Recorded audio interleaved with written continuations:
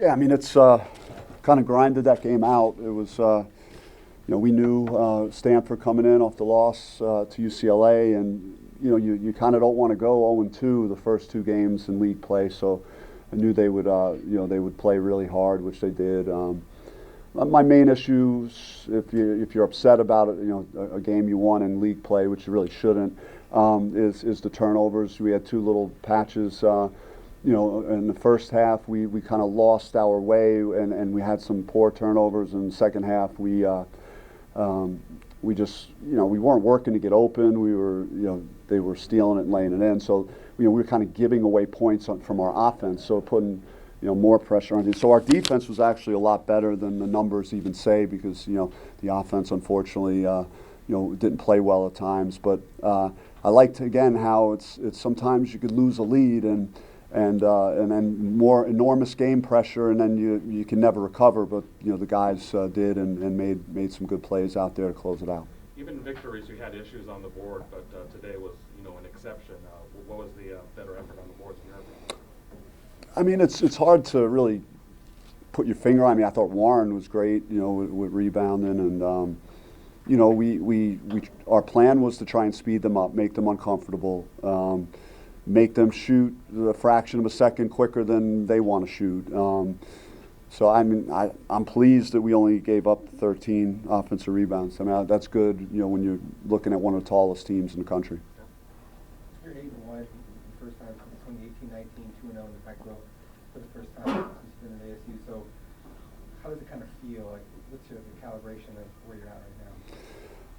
I never was, and I don't want to say like I thought we had it the whole way along, but like I never was feeling panicked over there, or I just kind of, I have a feeling that we have a group that really knows how to win and have proven that they can make winning plays. And so even as things were looking dicey at times, it's still, I trusted that we would find a way.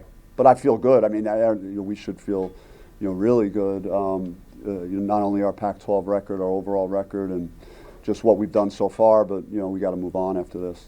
You talked in the past too, obviously, about defense and on the wings, and even in this game, I mean, there was some shot clock. They had some shot clock violations, shooting rush shots late in the shot clock. But how do you feel that? I mean, from this group where they started defensively, that they're receiving your message and responding to that? Yeah, I thought the pressure was great tonight. The intensity of how we guarded them was good. Don't have any issues with our defense. It's what it's our bread and butter, and we got to play with that type of energy. And we knew on film that Stanford had shown that they, if you could speed them up a little bit and pressure them, that they could turn it over and. Or shoot tough shots. So we didn't want them to be able to run their half-court offense and use their size around the basket. So I thought, our defense kind of followed, the game plan we put in place. It seems like this group has an exceptional ability to get in the passing lanes and get deflection between strips. What separates this team now from previous teams? Is it more personnel, mentality? I've touched on our depth, and again, when you could keep fresh bodies on the court, I think we had one guy that played over 30 minutes, and so you're getting guys out there that are able to sustain a few minutes of high level, high energy, and then you bring someone else in that's willing to do the same thing. Then you're going to have a consistent effort, and I think that's it. And look, throughout the summer and even in the fall, when we're trying to run offense, like I see Des Cambridge jumping passing lanes, and I was getting mad because we're trying to run and execute, and he's like blowing everything up. So it was happening to me all summer as I was trying to run plays, and fortunately for us, he's now doing it to other people. You mentioned Des, and I feel like he stepped up whenever you guys need him most. How does it feel to have a guy that comes up clutch all that time? Yeah, I mean, he's played a lot of college basketball. He's got a lot of confidence, yeah, I mean, he's a guy that we could really that we trust out there to make big shots and big plays. It was hard to compare, but if you look at the analytics, you're right there at the top of the country in a lot of categories. So how does it feel about this team's defensive capability versus others that you coach? You have confidence no matter where you go that if you're consistently doing it, that you're going to have a chance to win. And I mean, there's a bunch of numbers on this stat sheet that, you know, you would say, wow, we did this. You know, how did we win? You know, we shot 4 for 23 from 3. We had 17 turnovers and we got a victory. So I think it shows the value of how hard we're playing that end of the floor, and just the athleticism and the length and getting deflections and challenging shots, and so it's at a pretty high level right now.